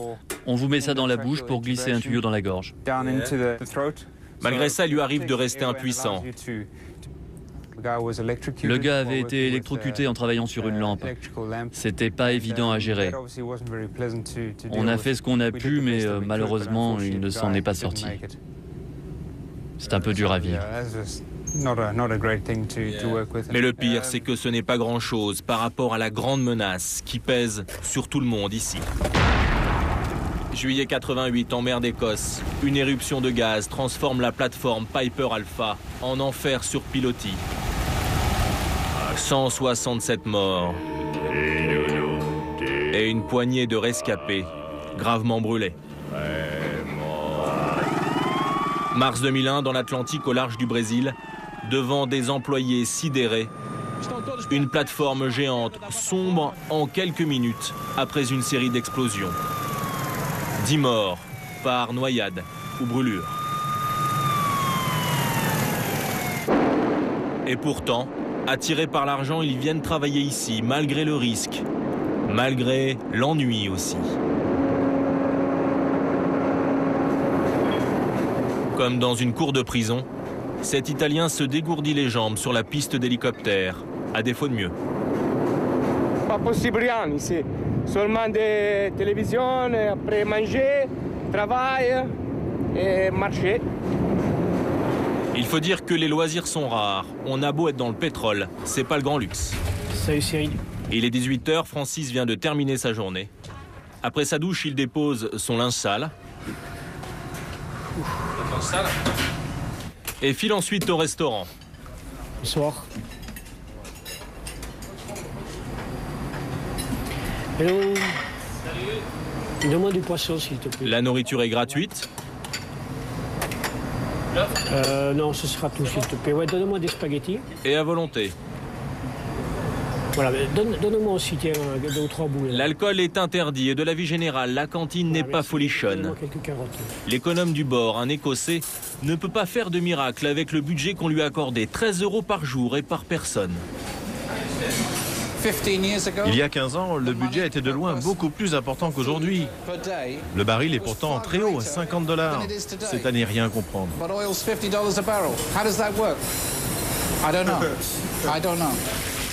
Les cuistots, on est allé les chercher là où ils sont le meilleur marché, dans la région, en Tunisie. Employés dans une société de restauration, ils font autant d'heures que Francis, mais tenez-vous bien, ils touchent un salaire 24 fois moins important que lui. À peu près les 500 €. 500 € par mois. Ouais. Et vous êtes en un mois, vous travaillez 4 semaines? Un mois, oui, 4 semaines. Mais 4 semaines n'est pas payé. À la maison, on n'est pas payé. Ah ouais. Ça fait donc 250 € par mois. Pas énorme, même pour la Tunisie, mais pour eux, c'est ça ou le chômage dans leur pays. Et les Français, vous allez être étonnés, ne sont pas épargnés par cette course aux économies. Dans le réfectoire, ils ne se mélangent pas. La bande de Francis est à gauche, les Italiens au milieu, et les Tunisiens et Libyens à droite. Une question de langue, paraît-il. Il faut dire qu'à cette heure-là, les vannes fusent. Bah oui. Il n'est pas breton pour rien, lui. Et pan pour cet amateur de poissons. Il règne une franche camaraderie, pourtant ils auraient de quoi se jalouser. Autrefois, tous les Français étaient embauchés comme Francis avec un contrat de travail français. Mais comme ils peuvent travailler n'importe où dans le monde, la société a décidé de leur appliquer la législation du pays le plus avantageux pour elle. Cet électronicien français a un contrat de Singapour, car là-bas, les employeurs ne payent pas de charges sociales. Ça change quoi alors?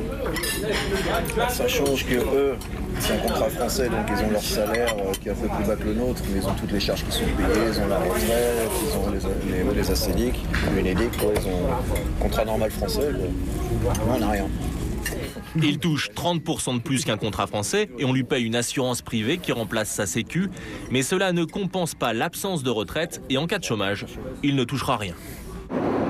Du coup, les employés ici ne se sentent liés par rien et sont prêts à changer de plateforme pour quelques euros de plus. La nuit tombe. Pour certains, c'est l'heure de la promenade.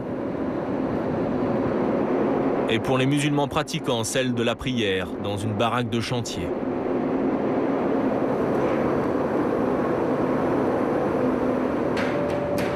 Thomas Rieucastin, un jeune de 30 ans, fait sa pause.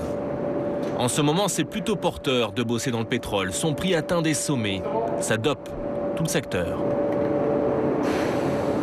Il y a beaucoup d'offres, il y a beaucoup de recherches. Parce que vu que le baril est assez haut, toutes les compagnies se sont mises à forer. Voilà. Et donc il y a beaucoup de boulot. Voilà, il faut du personnel maintenant. Confirmation sur Internet où les offres d'emploi ne manquent pas. En voilà une qui correspond pile poil à son poste. 8 ans ou plus d'expérience, avoir été au lycée, attractif, salaire attractif. Il ne donne pas de précision sur le salaire? Non, chacun fait son salaire, se vend comme il a envie. Du coup, il est en position de force. Si à côté on nous propose 1 000 $ de plus, on y va. Mais bon, peut-être qu'aussi le chef de cette boîte là où on est actuellement essaye de suivre aussi. Parce que le problème, si on s'en va, lui, il n'a plus personne. Dans ce métier, 1 salarié sur 5 change de boîte chaque année. Hop, fini le café et on y va. Coffee break, c'est fini. Francis, lui, préfère rester ici. En changeant de boulot, il perdrait son contrat français. Il est 20h, l'heure à laquelle il part s'enfermer pour la nuit dans sa petite cabine. Il n'est pas gêné par son camarade de chambrée qui travaille la nuit. Oui, mon petit chez moi, effectivement, ouais. Ouais. Il jette un œil sur la télé française reçue par satellite avant de se mettre au lit. C'est le moment où les 3000 km qui le séparent de sa famille se font le plus pesant. C'est peut-être le moment, surtout quand on vient d'arriver comme moi, peut-être le moment où on pense. On pense effectivement ce qui se passe à la maison, ce que font actuellement, que fait ma femme, que font mes gosses, c'est 9h moins le quart, moi je vais aller me coucher. Pour eux, c'est le début du week-end et ça va être sûrement le cas. Alors je pense effectivement, c'est vrai. Le prix à payer pour encaisser son gros salaire à la fin du mois.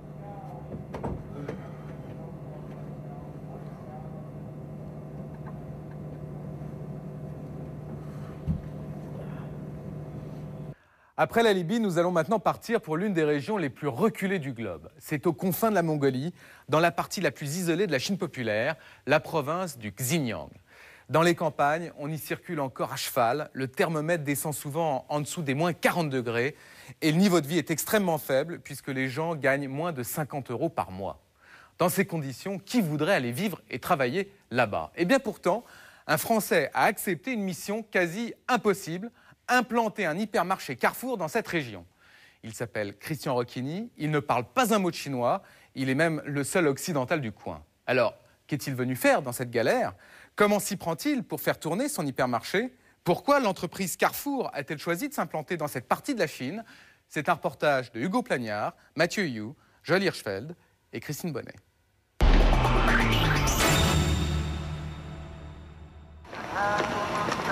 C'est l'histoire d'une rencontre improbable. La rencontre entre un minaret et une tête de gondole. Vendredi, jour de la grande prière dans cette mosquée d'Urumqi à l'ouest de la Chine. Il y a un peu plus d'1 an, les incantations de l'imam ont été troublées par l'installation d'un voisin plutôt inattendu. Sous les tapis de prière se cache un autre temple et un tout autre rituel. Bonjour et bienvenue. Pardon un instant. D'accord, pas de problème. Je vous rends 50 yuan. Vous pouvez retenir ces phrases? On va bientôt commencer notre travail. Si vous êtes de bonne humeur, notre client sera lui aussi de bonne humeur. Est-ce que vous pouvez être de bonne humeur? Pour être tous de bonne humeur, on va tous s'applaudir, d'accord?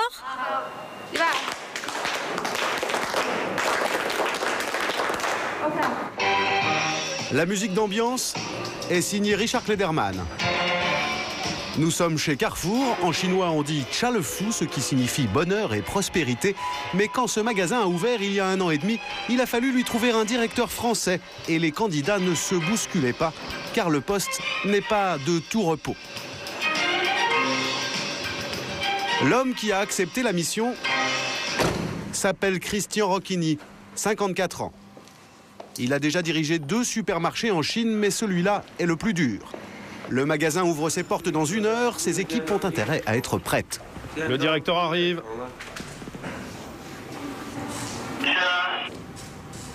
Attention tout le monde, ici le parking, le directeur arrive. Comme dans tous les magasins du monde, la journée commence par une réunion d'état-major. Nous sommes à quelques jours du Nouvel An chinois, un très gros enjeu commercial. Les cadres sont jeunes, 25 ans en moyenne, c'est lui qui les forme et ça se passe en anglais. Christian n'a jamais pu apprendre plus de 10 mots de mandarin. Good morning everybody. Be careful during the 2 first weeks. Je veux que vous soyez très vigilants pendant les 2 premières semaines de février. Elles sont très importantes. Bien sûr, les résultats d'hier sont bons, puisqu'ils sont 20% au-dessus de nos prévisions. C'est une très bonne tendance. Mais je vous demande de remotiver vos équipes pour les 15 prochains jours. Pas de questions?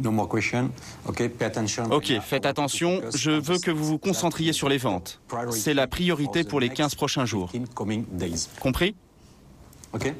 Merci. Ok. Thank you. On pourrait donc se croire dans n'importe quel hypermarché chinois, mais à l'extérieur, c'est une toute autre affaire. Nous sommes au bout du monde, la province du Xinjiang, à 4 heures de vol de Pékin, aux confins du Kazakhstan et de la Mongolie. Une région pas facile, il y a d'abord le climat froid et rigoureux, et surtout une situation politique très tendue. Historiquement, les habitants ne sont pas des Chinois. On les appelle les Ouïghours, des musulmans qui ne parlent pas le mandarin, mais une langue turque. Une population plutôt hostile au pouvoir central de Pékin. Il y a même des mouvements séparatistes. La répression est discrète, mais féroce. Ici, on n'hésite pas à exécuter les opposants politiques. La ville est d'ailleurs coupée en 2. D'un côté, le quartier traditionnel ouïghour, avec ses marchés de rue pittoresques. C'est là que Carrefour a implanté son hypermarché. Et de l'autre côté, un quartier beaucoup plus moderne, où vivent les Chinois Han. Comme au Tibet, Pékin a favorisé leur implantation. Ils sont d'ailleurs majoritaires aujourd'hui à Urumqi. Ce sont eux qui tiennent le business, le parti, la police et l'armée. Dans cette ambiance de conflit larvé, comment travaille notre patron français? « 8 heures du matin, Christian Rocchini quitte son domicile, une banale chambre d'hôtel. Habitué à changer d'adresse au gré des ouvertures de magasins, il n'a pas l'intention de trop se fixer à Urumqi, où l'hiver est polaire. Oh, ce matin, moins 26. Mais c'est un froid sec, donc c'est supportable. On vous a envoyé ici parce que vous résistiez au froid ou J'ai l'expérience du nord de la Chine puisque je suis arrivé par Shenyang, Harbin et Urumqi. Et Shenyang, les températures sont à peu près les mêmes en hiver, moins 25, moins 26. Mais ce sont des froids secs, très secs. Il gagne environ 10 000 euros par mois, 30% de plus qu'un directeur d'hypermarché en France. Divorcé, père d'une fille de 29 ans qui vit à Paris, il est l'un des seuls occidentaux à des milliers de kilomètres à la ronde. Et on se sent pas un peu au bout du monde ici?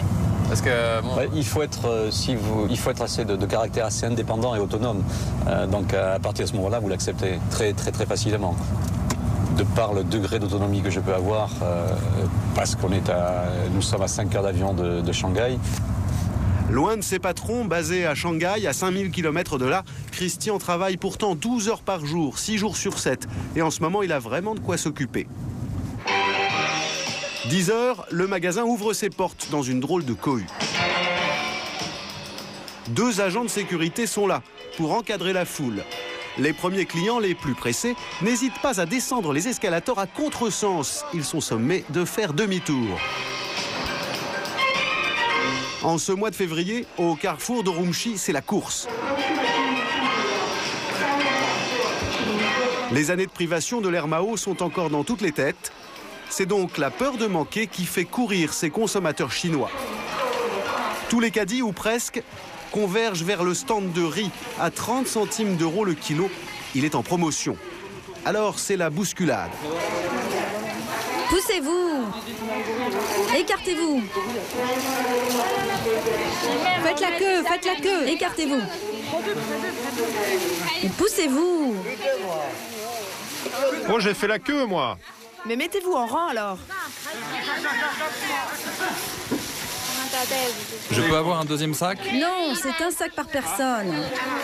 Un hypermarché qui plafonne la vente d'un de ses articles, ce n'est pas banal. Carrefour a pris cette drôle de décision afin de lutter contre un trafic parallèle. Certains clients profitaient des grandes promotions pour revendre le riz à l'extérieur du magasin. Forcément, ça faisait désordre. Mais certains ont trouvé la parade, comme ce couple dont le caddie est bien rempli. Là, on a acheté 20 kilos. Mais ce n'est pas limité à un sac par personne? Si, mais personne ne surveille. Il suffit de faire la queue. Et nous, on a fait 2 fois la queue. On est donc très loin de l'ambiance d'un magasin français. Seul au milieu de son hypermarché, Christian aurait vraiment de quoi se sentir perdu car la balade entre les étals est très dépaysante. Des algues aux pâtes de poulet, le consommateur chinois aime pouvoir toucher, voire sentir les aliments pour s'assurer de leur fraîcheur. Le plus spectaculaire, c'est le rayon poissonnerie. Il a tout d'une animalerie. Succulente en soupe, ces tortues vivantes trouveront preneur à moins de 4 € le kilo. Plat de choix pour le nouvel an chinois, ces belles carpes bien frétillantes. Les clients vont à la pêche, quitte à mouiller leur chemise, car en Chine, le poisson est vendu vivant.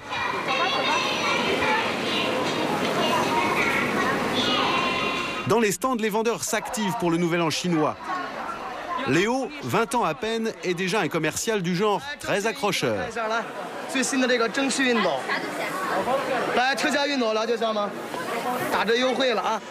Ce produit coûte même pas 10 €. Et en plus, on t'offre tous les accessoires. Regarde, tu adaptes ça sur ton fer et regarde bien. Ça enlève toutes les pluches sur ta veste. Tu fais ça, tu vois, c'est simple, ça les enlève. Ça fait comme un nettoyage à sec. Le résultat est parfait. Pour attirer le chaland, voici la méthode chinoise. On crie. Et pour couvrir les haut-parleurs du magasin, certaines vendeuses ont même recours à un mégaphone. 16 yuan 80 le kilo, ils sont excellents ces bonbons pékinois. Et pas question de laisser retomber l'ambiance en cas de coup de fatigue. Pressez la touche enregistrement du mégaphone, répétez le slogan en articulant bien et le tour est joué. C'est bon, mets-le en automatique. Offre spéciale, offre spéciale.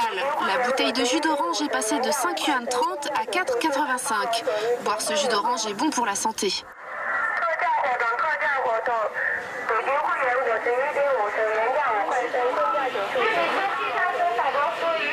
Mais pour atteindre ses objectifs de chiffre d'affaires, le patron français ne peut pas tout miser sur ses haut-parleurs.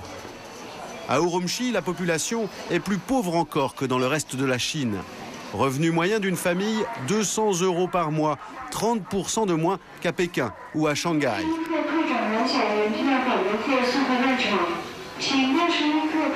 Alors, chaque jour, le patron met la pression sur ses chefs de secteur pour qu'ils affichent des prix plus bas que ses concurrents, les supérettes chinoises du centre-ville. Je veux aussi contrôler le prix des poulets surgelés. C'est sur les produits d'appel, les fameuses têtes de gondole, que monsieur le directeur est le plus tatillon. Le cadeau, c'est ça? C'est un cadeau du fournisseur? Notre cible sur ces produits, c'est de maintenir un écart de prix de 5 à 10% avec nos concurrents. Ok? Oui. C'est votre responsabilité à tous les deux. Oui. Et nos concurrents, ils le vendent à combien cet article? 9 yuan 50. 9,50 et nous on le vend à 8,88 et c'est exactement le même produit? C'est un article en promotion. Ah, c'est un article en promotion, c'est très bien. Mais le contrôle a ses limites. Les étiquettes sont en mandarin et pour notre patron français, le mandarin, c'est du chinois. Qu'est-ce que c'est?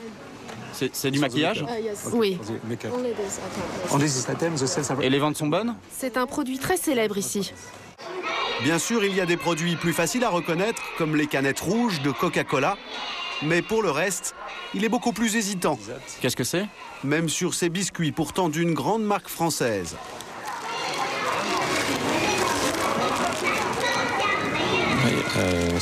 Oui. Oui. Barrière de la langue, produit parfois inconnu en France. En revanche, il y a une chose qui ne change pas, même aux confins de la Mongolie, c'est le rapport de force entre hypermarchés et fournisseurs. Ce jour-là, Christian Rocchini a rendez-vous avec l'industriel qui l'approvisionne en champignons, une des plus grosses ventes du rayon fruits et légumes. La négociation s'annonce serrée, alors le Français s'y rend avec Alice, la responsable du secteur produits frais, et Anthony, le chef du rayon fruits et légumes. Seul, il ne pourrait rien négocier du tout. Dans la région, peu de fournisseurs parlent anglais.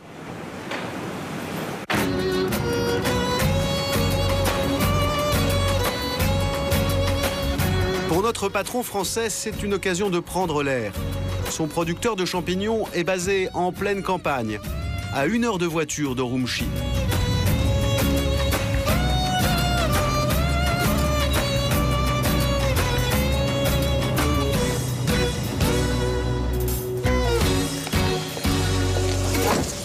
Christian Rocchini voudrait lui acheter 2 fois plus de champignons que jusqu'ici. Mais d'abord, il faut s'assurer que M. Ying et son associé sont capables de suivre, car les méthodes de production ici sont encore très artisanales. Ça se passe dans ces serres. Les champignons ressemblent un peu à des doigts de pied. Et il récolte combien de tonnes par serre et par an? Christian insiste bien sur les quantités. Il faudra que le fournisseur modernise ses installations. Reste maintenant à négocier les tarifs. Et comme Christian augmente les quantités qu'il achète, il va évidemment demander une contrepartie. Si je vous propose de passer à 300 000 euros de commande cette année, c'est parce que je sais que les ventes peuvent suivre. Mais attention, je vais vous demander quelque chose en retour pour Carrefour.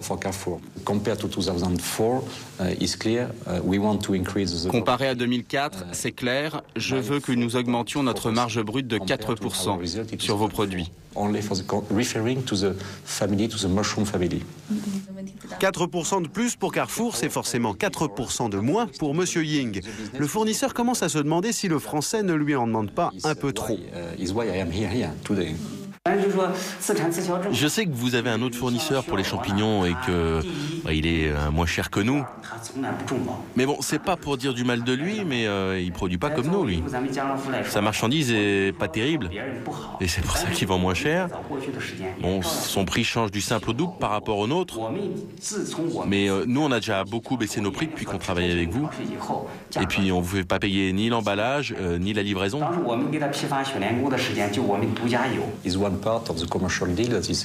Mais le français reste inflexible. S'ils veulent développer leur vente chez Carrefour, ils devront renoncer à une partie de leurs profits. Encore plus sensible que les fournisseurs, il y a un dossier explosif, le recrutement du personnel.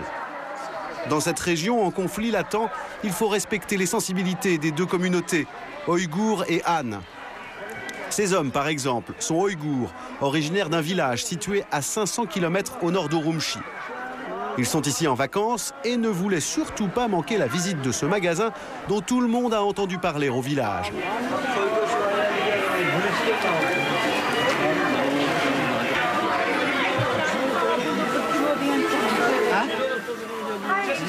C'est quoi ça? C'est du pudding. Pudding? C'est quoi pudding en ouïghour? C'est un gâteau aux fruits, monsieur. Eh ben maintenant, on sait ce que c'est qu'un pudding. C'est tout simplement la première fois qu'ils mettent les pieds dans un hypermarché. Et ça coûte combien? C'est 3,30 € et en plus, vous avez un cadeau avec. Quoi? Vous avez un cadeau avec. Tu vois, tu peux prendre les produits, les regarder et t'es même pas obligé de les acheter. Nos touristes n'ont jamais vu autant de marchandises rassemblées dans un seul et même endroit. À leur retour au village, ces hommes auront décidément beaucoup de choses à raconter. La visite valait le détour. Seul un détail leur a déplu. Mais un détail qui, dans cette région troublée politiquement, est lourd de sens. Si des Ouïghours comme nous viennent dans un carrefour, il faut plus d'employés Ouïghours pour nous comprendre. S'ils embauchent plus d'employés des minorités, on achètera plus et plus facilement. Le sujet est sensible. À gauche, un autre Ouïghour s'est approché pendant l'interview et lui conseille d'abréger l'entretien. C'est bon, arrête. C'est bon, tu as bien parlé. Arrête maintenant. Parler de ces questions de minorité est un sujet délicat, même pour Christian Rocchini. Pourtant, le Français a pris en compte ces problèmes dans son recrutement. Dans son personnel, il y a 20% de Ouïghours et sur certains postes plus sensibles, cette proportion augmente même de manière très significative. Là, au niveau de la sécurité, vous embauchez plutôt dans quelle communauté là? C'est 50-50. 50% Ouïghours, 50% chinois Han. Il faut savoir que le chef sécurité est Ouïghour. Il a 3 assistants, 2 Ouïghours, 1 Han. Et au niveau des employés, c'est 50-50. Il faut panacher ou comme on est dans un quartier plutôt Ouïghour? Il faut panacher parce que on est, de par la situation du magasin, en pleine zone musulmane, avec une clientèle qui est à moitié musulmane, à moitié chinoise Han, en matière de sécurité, il faut avoir les deux ennemis. Une chose est sûre, qu'ils soient Ouïghours ou Han, tous les employés sont logés à même enseigne sur le chapitre de la discipline. Impossible d'ignorer les règles, elles sont affichées bien en vue près de la pointeuse. Voilà le code vestimentaire de l'entreprise. Pour les femmes, le maquillage doit être discret. Pour les hommes, pas de moustache, cheveux propres et attachés, sourire de rigueur pour tout le monde. Et attention, le chewing-gum est proscrit. Autant d'interdits que les employés ont tout intérêt à respecter, car les sanctions sont particulièrement dissuasives. Cracher par terre, par exemple, est puni d'une amende de 500 yuan, environ 50 €. C'est beaucoup d'argent pour des employés qui gagnent 80 € par mois en moyenne.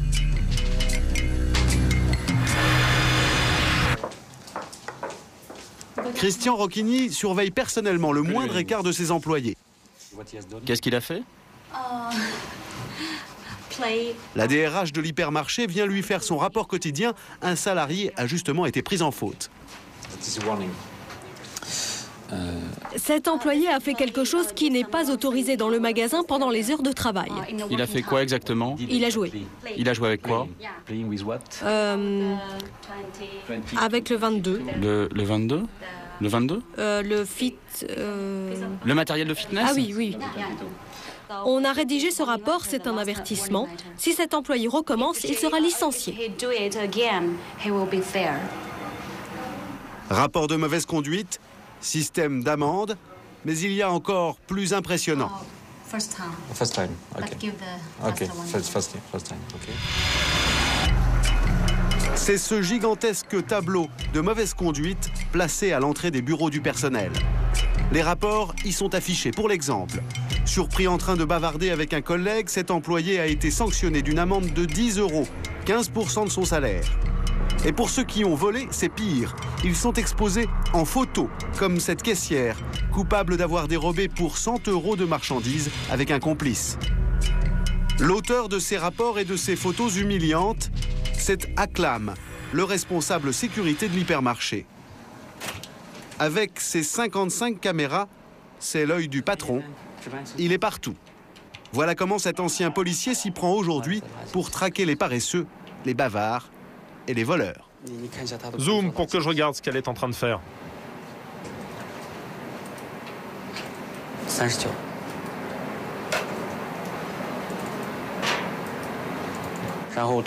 Je surveille le stock. Mes agents de sécurité ne peuvent pas y aller souvent. Alors il faut surveiller que les employés ne volent pas ou ne mangent pas ce qu'il y a dans le stock. Ce que nous surveillons sans arrêt, ce sont les caisses. On surveille vraiment les caissières de très près. Et surtout la numéro 29. Effectivement, c'est celle qu'utilisent les salariés quand ils font des achats dans le magasin. Le risque, c'est qu'ils s'entendent avec la caissière pour ne pas payer des articles. C'est déjà arrivé, alors nous zoomons dessus tout le temps. À croire que les caméras ne suffisent pas, toutes les caissières sont également surveillées par des agents de sécurité déployés à la sortie du magasin. Pour Christian Rocchini, c'est une dernière précaution particulièrement efficace dans une dictature comme la République populaire de Chine. Effectivement, c'est la peur du gendarme. Et je crois que c'est valable dans tous les pays, mais plus particulièrement en Chine, où ils sont habitués à avoir une présence physique dans les rues. C'est pour ça qu'au niveau du magasin, il faut renforcer cet aspect-là. Ils sont... je ne vais pas parler de présence policière, c'est malvenu. Il ne veut surtout pas parler de politique, car ici, même pour les affaires, tout passe par le parti. Ce jour-là, justement, Christian Rocchini a rendez-vous avec le second personnage le plus important de la région, le vice-secrétaire général du Parti communiste. C'est avec lui, dans l'imposant siège du PC, que tout se négocie. Vraiment tout. Ce jour-là, le Français vient pour demander l'implantation d'un nouveau feu rouge devant Carrefour. Là, c'est la grande salle, hein. L'entrevue aura lieu dans ce salon d'honneur. Le Français est venu accompagner. À droite, c'est Elisa, sa chargée des relations publiques. Et à gauche, Owen, le directeur du second Carrefour installé dans le quartier chinois. C'est lui qui a besoin d'un feu rouge. Voilà enfin Monsieur Réau. Christian et Owen sont quelque peu tendus. Bonjour. Attention, en Chine, on n'attaque jamais dans le vif du sujet. L'entretien commence toujours par une longue litanie de formules de politesse et d'amabilité. J'ai bien reçu vos cartes de vœux. Merci beaucoup.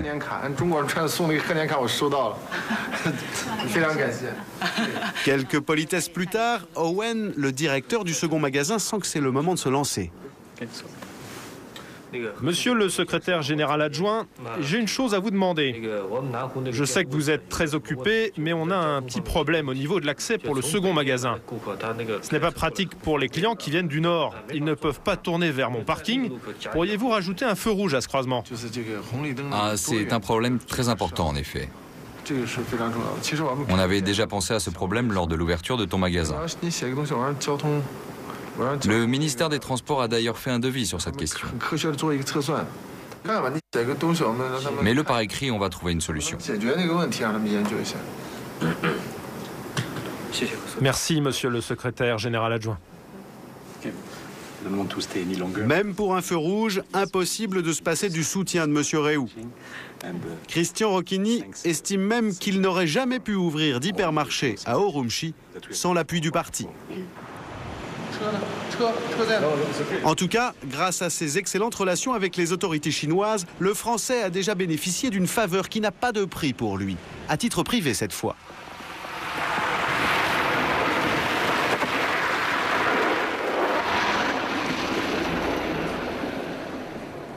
À 5 minutes de l'hypermarché se trouve un centre sportif d'État, théoriquement réservé aux sportifs de haut niveau. Le Français y a ses entrées et peut donc s'adonner à sa passion, l'équitation. Une fois par semaine, le patron troque sa voiture contre une monture et sa cravate contre une cravache. Sans l'équitation, Christian reconnaît même du bout des lèvres qu'il ne tiendrait pas à Urumqi depuis plus d'1 an maintenant. Ça aide à rester. Ça aide à rester puisque bon, il n'y a pas de en dehors de l'équitation, en dehors des piscines, bon, il y a pas une, on ne peut pas avoir une activité de grandes activités. En dehors de l'équitation et du magasin, vous avez d'autres activités? Non. C'est magasin, équitation ou équitation, magasin. Mais ici encore, problème de communication. Son prof de saut d'obstacle est kazakh et lui non plus ne parle pas un mot d'anglais. One. Ah, yeah, this is one. Three. Two, one, two, and One, two, three. Yes. This one first. One. One, two. One. Okay. One. One, two. One, two. Okay. One, two. Two. Two. Okay. One. Bref, One, two. on n'est pas sorti de l'auberge. Hold, Josh. Good, good. Christian devrait bientôt faire ses valises pour une autre ville de l'Empire du Milieu, terre de conquête pour l'enseigne française.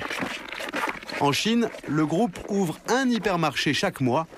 Trop tôt pour dire en tout cas si Christian Rocchini regrettera Urumqi.